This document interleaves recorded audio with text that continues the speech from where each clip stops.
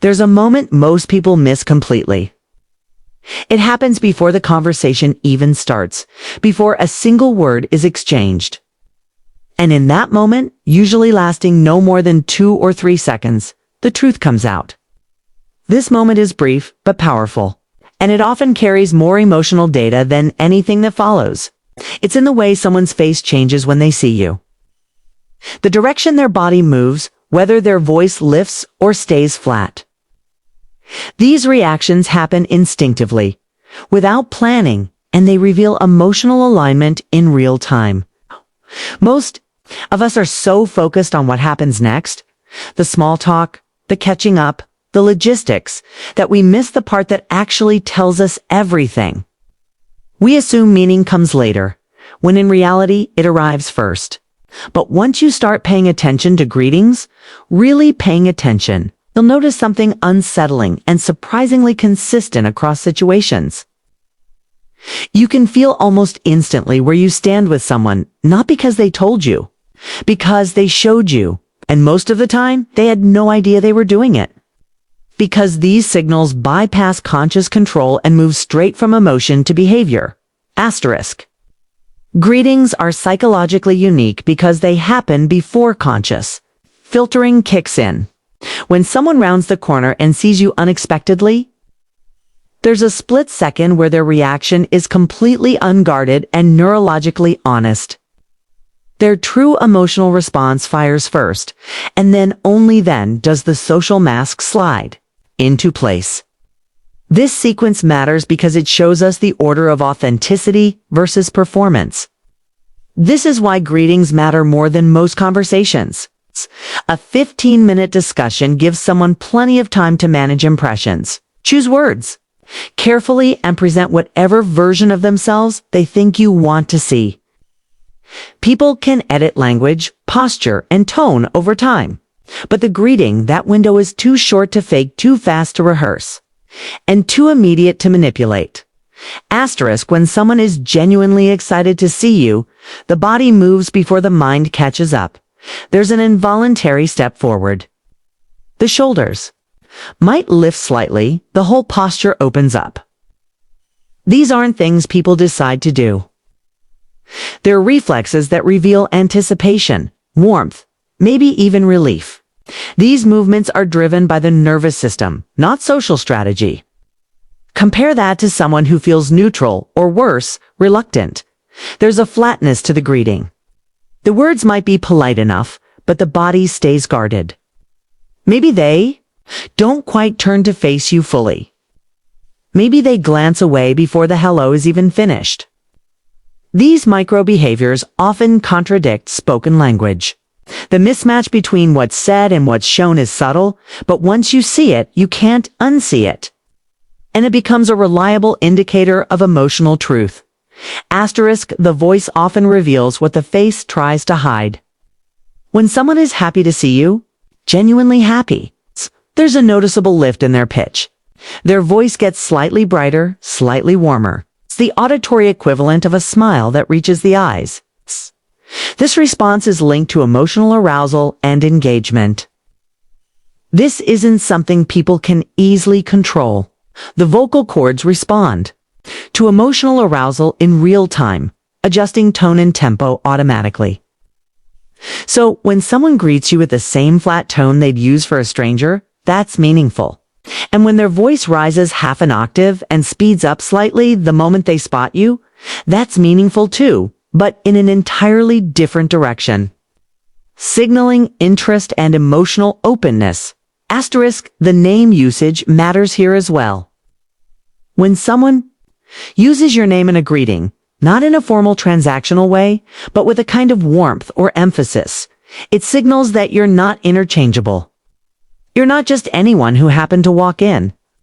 There's something particular about you that they're acknowledging. Using a name activates personal recognition and reinforces relational significance. Something Dr. Sophia often emphasizes when discussing emotional attunement. Asterisk, distance is a language most of us never learn to read, yet it communicates constantly. When someone is drawn to you, they close the gap without thinking about it. They take a step toward you. They angle their body in your direction. They reduce the space between you as if pulled by something they're not fully conscious of. This happens at parties, in offices, in public spaces, anywhere people encounter someone they have feelings about. The movement is often small, almost imperceptible, but it's there. And it's not something people fake well because spatial behavior is deeply instinctual, when the attraction isn't there, or worse, when there's active discomfort. The pattern reverses. The person holds their position. They might even take a subtle half-step back. Their shoulders square up like a boundary being set. Even if they smile, their feet stay planted. That's not excitement, that's management. It's the body protecting emotional space. In relationships that matter, friendships, romantic connections, strong professional bonds, the approach is almost magnetic.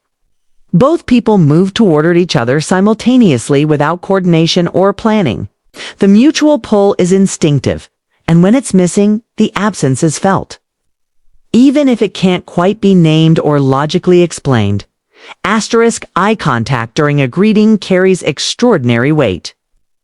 When someone sees you and their gaze lingers, not in an uncomfortable way, but with a kind of settled attention, it communicates safety. It says, I'm here. I'm focused on you. There's nowhere else I'd rather be looking right now. People who care about you tend to maintain eye contact just a beat longer than strictly necessary. They're not scanning the room while talking to you. They're not checking their phone. They're locked in, at least for those initial seconds. And that focused attention feels different from a cursory glance because it creates emotional presence. The eyes also do something interesting with the pupils, though this is harder to observe in real time. When someone looks at something or someone they find appealing, the pupils dilate slightly. It's a remnant from our evolutionary past and linked to attraction and interest. And while we can't easily track pupil size in everyday encounters, we can notice the overall quality of eye contact. Does it feel warm, present, engaged? Or does it feel hollow, going through the motions? The difference is often felt before it's understood and registered intellectually. The greeting doesn't really end when the words stop. There's an immediate follow-up behavior that extends the signal or contradicts it entirely. When someone genuinely wants to connect, they create an opening for the conversation to continue. They ask a question. They reference something shared. They make space for you to stay. This happens naturally without effort because they're not looking for an exit. They're looking for an entrance into interaction and emotional exchange. On the other hand, when the greeting is performative, when it's fulfilling a social obligation, rather than expressing genuine feeling, the follow-up trails off. The exchange is closed almost as soon as it opens. Maybe they mention being really busy without being asked. Maybe their body turns away before their mouth finishes the sentence. These are exit cues disguised as friendliness, and they serve to limit engagement. Paying attention to what happens in the 10 seconds. After hello often tells you more than the hello itself. The reason greetings reveal so much is precisely because they seem so unimportant. We don't prepare for them. We don't rehearse them. They happen to fast for us to manage carefully. And that's exactly what makes them honest and neurologically revealing. Once you begin observing these patterns, two things will happen. First, you'll start noticing who lights up when you walk in and who doesn't. That information, while not always comfortable, is valuable because it clarifies emotional reality. Second, you'll become more aware of your own greetings and what they might be revealing about you.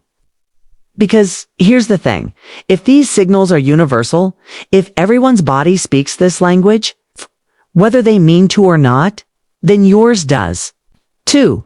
The people who matter to you are reading your greetings the same way you're reading theirs. Greetings are just the opening signal. They tell you where you stand in the first few seconds. But what happens after that?